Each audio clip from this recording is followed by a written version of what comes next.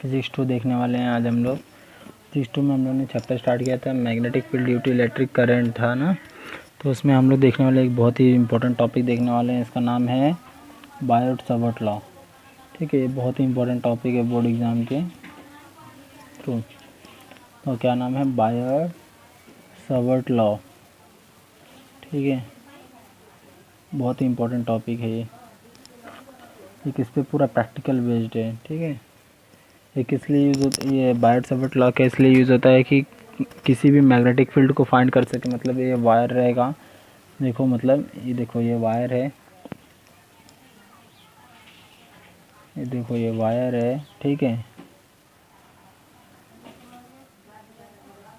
ये वायर है, इसके कुछ दूरी पे कहीं भी एक पॉइंट पी ले लेते हैं हम लोग। ये पॉइंट पी लेते हैं, उस पर हम लोग को अगर मैग्नेटिक फील्ड फाइंड करने का है, हमें पता करने का है, तो ये बायोट-सावर्ट लॉ से हम लोग फाइंड कर सकते हैं। तो अगर हम लोग को ऐसा फाइंड करने का है तो ये देखो, एक हम लोग ने स्मॉल लेंथ ले लेते हैं, ये वायर है, इसका स्मॉल लेंथ ले लेते हैं। ठीक है, इसका जो कि डिस्टेंस, इसको हम लोग कैसे लिख सकते हैं, डी एल लिख सकते हैं। ठीक है, डी एल लिख सकते हैं। फिर इधर से हम लोग को एक परपेंडिकुलर, मतलब एक इधर ये पॉइंट पी है, इस पॉइंट पी पे हम लोग को मैग्नेटिक फील्ड ले लेने का है।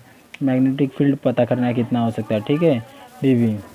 हाँ, फिर ये क्या रहता है कि ये कुछ मतलब इधर से देखो, ये इधर से करंट भी जा रहा है, इस वायर से क्या जा रहा है, करंट भी जा रहा है इसमें से। ठीक है, तो इस लेंथ पे से जब करंट पास होगा तो ऐसा देखो, ये जो है ना, ये जो ये क्या बना रहा है अपना, ये टोटल करंट, मतलब ये दे रहा है अपना, अगर total current pass through the wire इसमें से, तो इसको हम लोग कैसे लिखेंगे, आई डी एल। मतलब ये इस लेंथ में से जा रहा है ना, छोटे से लेंथ में कितना करंट जा रहा है वो बता रहा है। ये टोटल करंट हो गया, इसका इतने की बात कर रहे हैं हम लोग। इन्हें कुछ एंगल बन रहा है, इसको थीटा बोल सकते हैं हम लोग। ये कुछ डिस्टेंस पे है, पॉइंट पी पे मैग्नेटिक फील्ड को हम लोग कुछ डिस्टेंस पे है ना, तो आर जितना डिस्टेंस रहेगा पॉइंट पी पे अपने को मैग्नेटिक फील्ड फाइंड करने का है। ठीक है, तो कुछ आर डिस्टेंस आर पे रहेगा, इतना अपने को पता चला। तो हम लोग अब देखते हैं, इन लोग का नेमिंग देते हैं। तो डी एल, अपने डी एल क्या है, अपने को क्या पता चल रहा है डी एल से, डी एल क्या है, स्मॉल लेंथ है। क्या है ये, स्मॉल लेंथ है। ठीक है, डी एल स्मॉल लेंथ है। आई डी एल क्या है, टोटल करेंट पास हो रहा है वायर में से, total current pass through, total current pass through small length से। ठीक है, स्मॉल लेंथ से जो भी है, इस वायर के स्मॉल लेंथ से इतने में कितना पास, टोटल करंट कितना है वो बता रहा है। ठीक है, आईडीएल। और क्या बता रहा है ये क्या बता रहा है, डीबी क्या बता रहा है, मैग्नेटिक फील्ड, छोटे एरिया का इतने में मैग्नेटिक फील्ड बता रहा है। ठीक है, इसके कुछ दूरी पे कितना मैग्नेटिक फील्ड है वो बता रहा है। और ये आर क्या बता रहा है, आर वेक्टर, ये आर वेक्टर क्या बता रहा है अपने को कि जो distance between current and magnetic field, ये क्या बता रहा है, डिस्टेंस से बिटवीन करंट थीटा। ठीक है, ये क्या बता रहा है, एट पॉइंट ओ। ठीक है, ये क्या अपना आर क्या है, जो डिस्टेंस बिटवीन, डिस्टेंस किसके बीच का, किसके, ये डीबी एंड करंट के बीच का डिस्टेंस है। ठीक है, तो इसको हम ले सकते हैं distance between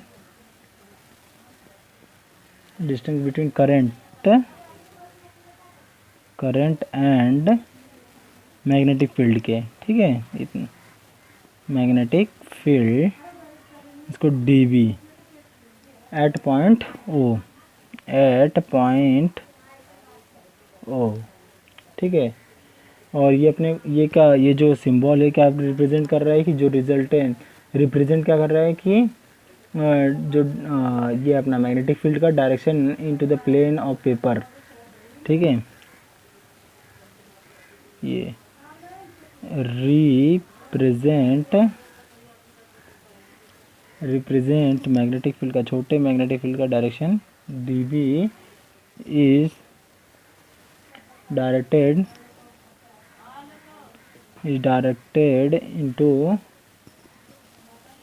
into plane of paper।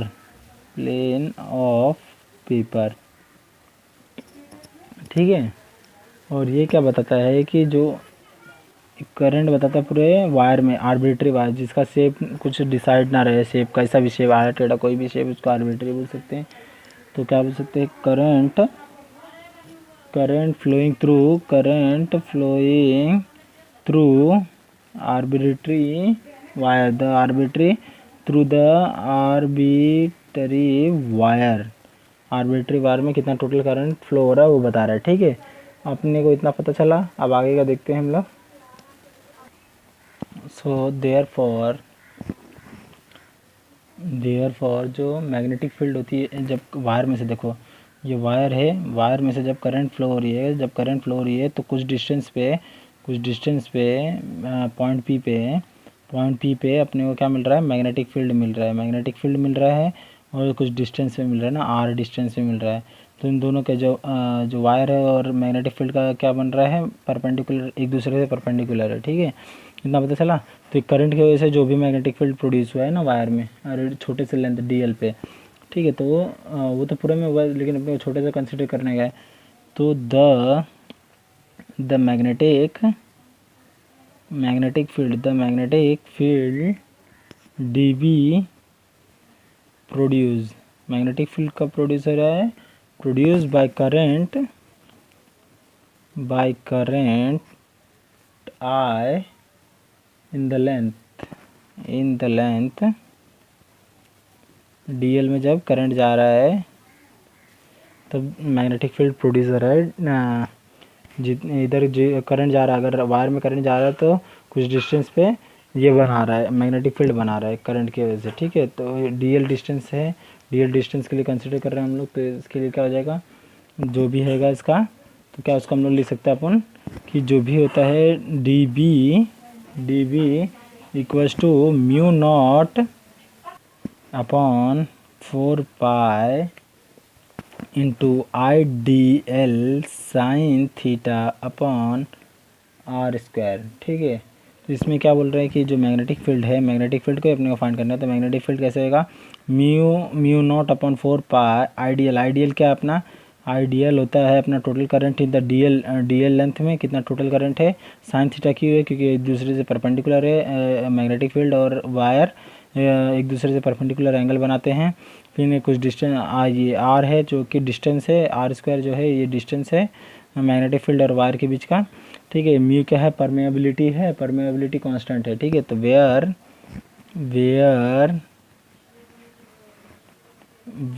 Mu क्या है, म्यू नॉट क्या है, परमेबिलिटी कांस्टेंट है। ठीक है, परमेबिलिटी कांस्टेंट है। और म्यू नॉट की वैल्यू क्या होती है, वैल्यू दिया गया है 4 पाई इंटू 10⁻⁷ टेस्ला मीटर पर एम्पियर। ठीक है, ये इसकी यूनिट है। तो इसका पूरा वैल्यू क्या हो जाएगा, इसका पूरा वैल्यू हो जाएगा, वैल्यू अगर हम लोग को लिखने का सिंप्लीफाई करके तो 1.26 पाई की वैल्यू क्या आती है, 3.14 होती है। 3.14 को 4 से इंटू करेंगे अपने को ये मिलेगा इंटू 10⁻⁷ टेस्ला MMA। ठीक है, ये अपने को मिला, इससे ये मैग्नेटिक फील्ड है अपनी। ठीक है, कुछ किस पे, कौन से लेंथ पे, डीएल लेंथ पे। ठीक है, तो हियर जो है वर्टिकली देखेंगे हम लोग तो वेक्टर क्या बोलते रहे, वेक्टर देखेंगे इसका, तो क्या मिलता है अपने को, देखते हैं, रुक जाओ, ईयर वेक्टर में देखेंगे। ठीक है, ईयर वेक्टर में देखेंगे जब हम लोग वेक्टरली। ठीक है, तो वेक्टर में अगर हम लोग को लिखने का है तो जो भी साइन थीटा अपने को क्या देता है, अपने को क्रॉस प्रोडक्ट देता है कभी। ठीक है, साइन थीटा को हटाएंगे तो क्रॉस प्रोडक्ट मिलेगा। अगर इसको हम लोग को वेक्टर फॉर्म में लिखने का है तो ऐसे लिख सकते हैं, dB vector equals to mu naught upon 4 pi into I d l. अगर हम लोग को क्रॉस प्रोडक्ट लगाने का है तो क्या आएगा, ये कैंसल, साइन थीटा कैंसिल हो गया, क्रॉस प्रोडक्ट लगेगा into r vector upon r cube कैसे आया, क्योंकि हम लोग ने ऊपर भी मल्टीप्लाई किया और नीचे भी मल्टीप्लाई किया, मतलब मल्टीप्लाई एंड डिवाइड किया, तो ये आर क्यूब हो गया अपन ऊपर आर हो गया, ठीक है, क्योंकि multiply and divide by r किए थे, दोनों साइड से r multiply and r divide किए थे। ठीक है, तो इससे हम लोग को मिला वेक्टर फॉर्म में मिल गया, जो भी मैग्नेटिक फील्ड है अपने को वेक्टर फॉर्म में मिला। तो ये हम लोग को क्या पता चलता है कि this can be experimentally detected. ये क्या होता है, this can be experimentally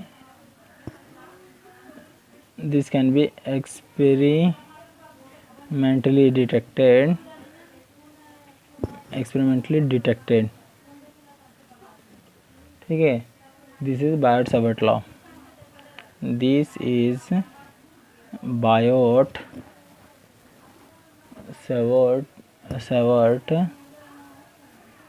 law. ठीक है, बायोट-सावर्ट लॉ, ये बायोट-सावर्ट लॉ से हमें ये पता चलता है कि जो भी एक वायर है, ये जो वायर है, वायर के कुछ डिस्टेंस पे, मतलब कुछ डिस्टेंस पे हमको अगर मैग्नेटिक फील्ड फाइंड करने का है तो हम लोग बायोट-सावर्ट लॉ से फाइंड कर सकते हैं। ठीक है, कुछ डिस्टेंस पे अपने को मैग्नेटिक फील्ड फाइंड करने का, वायर के कुछ डिस्टेंस से अगर हम लोग को मैग्नेटिक फील्ड फाइंड करने का तो हम लोग फाइंड कर सकते हैं। ये बायोट-सावर्ट लॉ हमें देता है। ठीक है, बताता है। अब आगे देखते हैं। अभी हम लोग देखने वाले किसके लिए, अभी हम लोग देखेंगे फॉर स्ट्रेट और लॉन्ग वायर के लिए।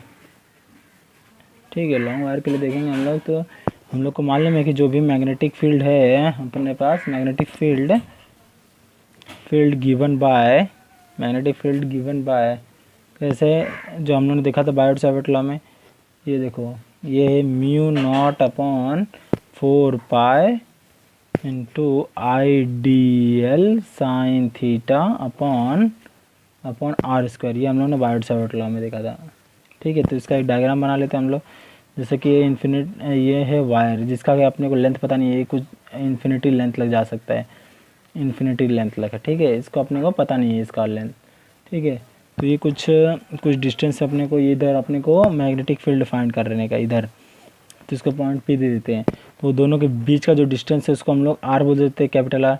तो इसको कुछ मतलब कितने भी, कहीं भी मतलब इसको ज्वाइन कर देते हैं हम लोग, कहीं भी मतलब इसको ले लेते हैं। तो इसका डिस्टेंस हो जाएगा आर वेक्टर, और वायर इसका एंगल बन रहा है अपने को, कितना बन रहा है अपने को, थीटा एंगल बन रहा है। ठीक है, इतना अपने को पता चला।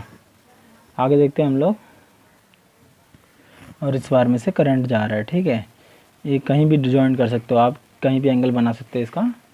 ये तो इन्फिनिटी वायर है, कितना भी लंबा वायर है कहीं भी जा सकता है, कितना भी लंबा है। तो हम लोगों ने एक एज्यूम किया है स्ट्रेट लॉन्ग वायर है। ठीक है, तो अगर हम लोग को छोटा सा है फील्ड, अगर उसको हम लोग को पूरा चाहिए तो उसको हम लोग देखो, ये 0 से स्टार्ट हुआ है और इन्फिनिटी तक कहीं भी मतलब जा सकता है। ठीक है, तो उसका हम लोग को डिस्टेंस निकालने का है, तब हम लोग को बी क्या निकालेंगे, कैसे निकलेगा, बी को हम लोग 0 से इन्फिनिटी तक इंटीग्रेट कर देंगे डी बी को। ठीक है, मैग्नेटिक फील्ड को। तो इससे हम लोग को मिलेगा, तो क्या मिलेगा हम लोग को, देखो 0 टू इन्फिनिटी, ये फॉर्मूला अपने को मालूम है डी बी का, mu upon 4 pi I d l sine theta upon r square. ये अपने को मालूम है, इसको इंटीग्रेट कर दे रहे हैं क्योंकि अपने को तो लेंथ मालूम नहीं है। तो इसके लिए इन्फिनिटी तक हम लोग लेके गए, स्टार्ट होगा 0 से इन्फिनिटी तक उसकी लेंथ है। तो ठीक है, तो पूरा टोटल लेंथ क्या मिलेगा अपने को, इसके लिए इंटीग्रेट किया हम लोग ने। ठीक है, तो हम लोग बी, फिर से बी देखेंगे, बी इक्वल्स टू 2 को तो बाहर ले, 2 तो कांस्टेंट है, ये तो कांस्टेंट है, म्यू अपॉन 4 पाई कांस्टेंट है, तो 2 म्यू नॉट अपॉन 4 पाई बाहर ले लिया हम लोग ने। फिर इसको इंटीग्रेट करेंगे 0 to infinity I d l sine theta upon r square. ठीक है, इतना मालूम पड़ा। नाउ साइन थीटा का एंगल ढूंढने का अपने को, फाइंड करने का है। नाउ जो साइन थीटा है, sine theta equals to sine pi minus theta. अरे ये सॉरी पाई नहीं, अरे हाँ, ये इसको हम लोग बोल सकते हैं पाई, इसका मतलब 180 डिग्री होता है। देखो जो वायर है, इसका मतलब देखो साइन थीटा का एंगल ढूंढने का ना अपने को, फाइंड करने का। जो अपना वायर है, ये वायर है, इतना पूरा कितना बनाता रहेगा, 180 डिग्री बनाता है, 180 डिग्री। लेकिन अपने को ये वाला जो एंगल है फाइंड करने का, इतने ही एंगल फाइंड करने का है, तो 180 में से इतना एंगल निकल जाएगा तो अपने को ये मिल जाएगा ना। देखो ये 180 है, 180 में से थीटा चले जाएगा, 180 में से जब थीटा चले जाएगा तो ये अपने को थीटा बचेगा ना, ये वाला थीटा मिल जाएगा अपने को। तो ये अपने को निकालना था, इतने मिल गया अपने को। तो इसको हम लोग लिख सकते हैं पाई माइनस 180 माइनस थीटा लिख सकते हैं, ठीक है। तो 180 माइनस थीटा, अब इसमें क्या बोल सकते हैं हम लोग, देखो ये ऑपोजिट, ये एंगल है ना, तो जो इसके अपोजिट रहता है अपने को साइन थीटा लेने का। साइन थीटा क्या होता है, अपोजिट अपॉन हाइपोटेनस होता है ना, तो अपोजिट क्या है, आर होता है, ठीक है। और ये 90 डिग्री है, तो 90 डिग्री का जो सामने वाला होता है वो हाइपोटेनस होता है, ठीक है। तो ये आर हो जाएगा, क्योंकि इसमें वेक्टर में है, इसमें नॉर्मल मैग्नीट्यूड में लिख देते हैं, ठीक है। तो उसके बाद हम लोग को वेयर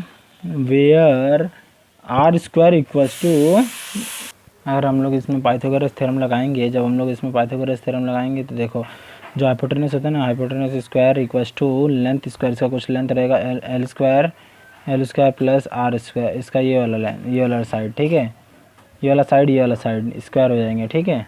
इतना अपने को पता चलता है। Therefore R equals to, जो इसका स्क्वायर रूट ले लेंगे अपन, क्या हो जाएगा आर की वैल्यू क्या हो जाएगी, r equals to upon l square plus r square, under root में हो जाएगा ना आर की वैल्यू, जब इसका स्क्वायर रूट दे देगा इधर तो अंडर रूट में हो जाएगा अपना, ठीक है। तो इतना अपने को आर की वैल्यू जो मिली है अपन इधर पुट कर देंगे तो अपने को मिलेगा। देखो क्यों अपने इधर साइन थीटा की वैल्यू निकाल रहे हैं, क्योंकि देखो ये इधर अपने को काम आएगा इसके लिए, ठीक है। तो इतना अपने को पता चला, आगे देखते हैं। जब हम इसको आर की वैल्यू को पुट करेंगे साइन 180 माइनस थीटा में, जब इसके साथ पुट करेंगे तो अपने को क्या मिलेगा, sine pi minus theta 180 minus theta equals to r upon, इस आर के बदले अपने को ये लिखने का है तो under root l square plus r square, इतना पता चला अपने को। तो इसी को हम लोग पुट इन इक्वेशन 1, ठीक है। इसको हम लोग पुट करेंगे, देखो पुट इन इक्वेशन 1, तो अपना इक्वेशन 1 ये है ना, बी वाला, ये वाला इक्वेशन 1 है। तो इसको हम लोग को पुट कर, पहले इक्वेशन 1 को लिख लेते हैं, B equals to 2 pi mu naught upon 4 pi, और ये आई को भी कॉमन निकाल लेते हैं क्योंकि आई कांस्टेंट ही रहेगा, 0 टू थीटा इन्फिनिटी, तो d l sine theta upon r square. तो ये अपना क्या है, साइन थीटा के बराबर ही है ना, ये देखो। तो ये आर के बदले अपने को पुट करने का बस खाली, तो इसी साइन थीटा के बदले हम लोग ये पुट करेंगे r upon under root l square plus r square, ठीक है। तो ये अपन पुट करेंगे तो क्या होता है देखते हैं, देख लो। तो म्यू नॉट आई अपॉन 2 पाई, क्योंकि देखो ये कैंसिल हो जा रहा है इससे, तो 2 बच रहा है, तो अंडर रूट अरे integration 0 to infinity d l तो ऐसे का वैसे रहेगा, डी एल वैसे का वैसे रहेगा, और साइन थीटा के बदले क्या पुट करेंगे, r upon under root l square plus r square, ये हो गया, अपॉन आर स्क्वायर तो रहेगा, आर स्क्वायर के बदले क्या पुट कर सकते हैं हम लोग, जब स्क्वायर पुट करेंगे अंडर रूट में, अंडर रूट को स्क्वायर पुट करेंगे तो क्या हो जाएगा, अंडर रूट हट जाएगा, प्लस आर स्क्वायर, क्योंकि आर की वैल्यू क्या है अपने पास मालूम है, under root l square plus r square है ना। जब हम लोग स्क्वायर लगा देंगे इसके ऊपर, स्क्वायर जब लेंगे इसका तो अंडर रूट हट जाएगा, इसके लिए आर स्क्वायर की जगह पे हम लोग ये लिख दिए, अंडर रूट हट गया। तो इसके बाद हम लोग देखेंगे कि 0 टू इन्फिनिटी जो ये डी एल अपॉन ये तो नीचे आ जाएगा, तो क्या आ जाता है, नीचे आ जाने के बाद क्या आ जाएगा, l square plus r square into l square plus r square, ठीक है। तो ये अपने को इतना हुआ मालूम पड़ा। तो इसको हम लोग ऐसा भी लिख सकते हैं, कैसा लिख सकते हैं हम लोग इसको, इक्वल्स टू म्यू नॉट, ये तो अभी ये क्या इंटीग्रेट हो गया, जब इंटीग्रेट हो गया है बी, तो इसको हम लोग बी लिख सकते हैं ना, क्योंकि बड़ा वाला हो गया है, ठीक है। अब इसको हम लोग कैसे लिख सकते हैं, देखो जब इंटीग्रेट कर दिए तो बी आ जाएगा। तो जब इंटीग्रेशन जब ऐसा होता है, देखो म्यू आई अपॉन 2 पाई, ठीक है, इन आर तो बाहर निकल जाए, रुक जाओ, ठीक है, रुक जाओ 1 मिनट।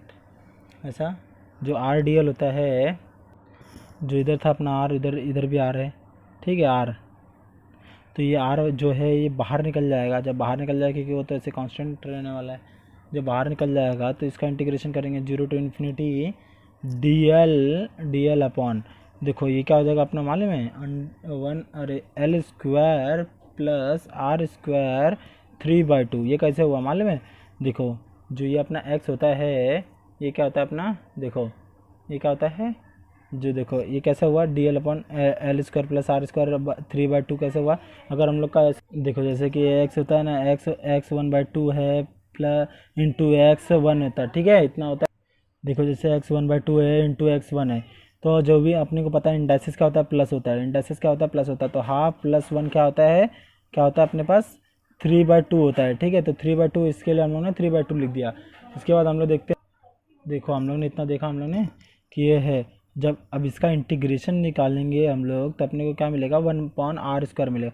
ये तो ऐसे कैसे कांस्टेंट रहेगा, b equals to mu naught I r upon 2 pi, और जब इसका इंटीग्रेशन निकालेंगे तो अपने को मिलेगा r², 1/r² मिलेगा, ठीक है। तो ये r कैंसिल रहेगा इस r से, एक r इधर बच जाएगा अपने को। तो जब अपने को फाइनल जो इक्वेशन मिलता है, टोटल मैग्नेटिक फील्ड जो मिलता है अपने को b equals to mu naught I upon 2 pi r, ठीक है। ये अपने को फाइनल मैग्नेटिक फील्ड मिलती है, ठीक है। तो आज के लिए इतना ही, ठीक है, थैंक यू।